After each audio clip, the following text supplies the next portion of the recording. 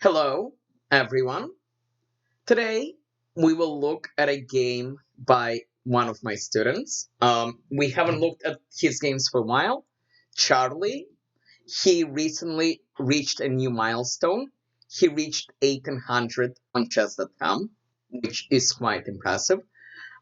He also played for his middle/high school in a high school chess league where he has performed very, very, very well. Great job to Charlie. Keep getting better, keep improving. And let's look at a game which he played. This is a very instructive game. Although it's a 3-minute game, it teaches us a few lessons. And well, let's look at the game and then we'll talk about the lessons. D4, knight f6, c4, g6, knight c3, bishop g7. And this is the king's Indian. White plays knight f3, which is absolutely fine. Charlie castles, bishop f4, pawn d6. Again, the point of the king's Indian, at some point black will probably try to play either e5 or c5, but for now black just gives himself more options. This bishop can also sometimes come here and occasionally trade itself with this knight, putting more pressure on this pawn. White plays h3. h3 is not a terrible move. One of the points is white likes to have his bishop here, although in this case it doesn't do too much. But the point is, if black tries to play knight h5, the bishop will drop back. Okay, and Charlie plays knight d7. Again, he at some point is getting ready to play one of these moves. The other point behind h3, by the way, is sometimes if white plays e3, bishop g4 does not exist as a chess move. But the argument is whether it's strictly necessary to stop this. Okay, so white does play e3. Charlie is apparently preparing e5. White develops his bishop. And Charlie plays this move, which is not terrible. It looks like it does waste some time because the bishop will drop back. But at the same time, Charlie is providing more pressure from here and further support to play an e5. Okay, the bishop drops back. e5 is played. And white decides to take, which is not terrible. Charlie takes back with the knight. He is keeping this option available. And maybe he can also trade over here. White takes, and Charlie takes with the bishop. This is an interesting choice. It leads to a lot of trades. And the argument can be made that our bishop was probably a little bit better than this one. But at the same time, if we take with the pawn, white can sometimes push e4, and then this bishop ends up being blocked. So Charlie decides to keep the bishop in the game.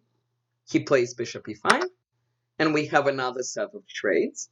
Takes, takes, and white castles. And the position is about even. And Charlie decides to play very, very, very aggressively. He brings out his queen. He already has a rook out. There could be some ideas connected to this, for example. And his opponent plays this very, very, very, very slowly. And Charlie, and this is very, very impressive, when you have several pieces in the attack, and your opponent is not really defending quite well, start looking for breakthroughs. And Charlie finds one, he sacrifices. So the logic here, in the game, white took the knight. The more interesting question is, what if he takes the bishop? Then we would take back. We have this threat. This threat is not so easy to deal with. If white plays here, this threat works anyway because we check, and then we check. The most critical move in this position is what if white plays this move to prepare f3. So first we can pin this bishop. We can play rook here. He has to defend. Let's say he plays f3.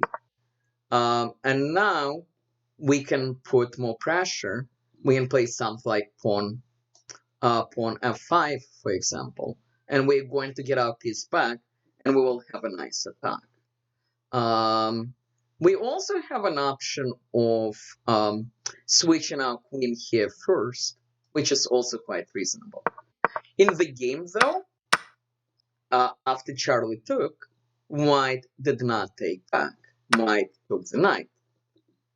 And now Charlie has a very dangerous attack, and this is extremely, extremely good. These guys are connected over here. Computer evaluation is extremely high for black. White, well, one of the threats, for example, is just this sacrifice. Bishop takes. After king takes back, we will checkmate. So let's give white a random move. We can do this, and then check, and checkmate. Charlie's opponent saw that. He played queen f3, but now black has a crushing move. Please pause and try to find it. And the move is bishop here, because we are creating two threats. We are attacking the queen, and we are threatening checkmate. It is impossible to stop both of them, so white will lose at least the queen. So white saved the queen, and checkmate happened. An important lesson from this game is when you have a lot of pieces in the attack, as Charlie did in this position before he took, you need to start looking at sacrifices, especially if your opponent's pieces are not defending. I hope you enjoyed this game. Again, great job to Charlie. This young man keeps impressing us every week. Well, every day, actually. I hope you enjoyed the video.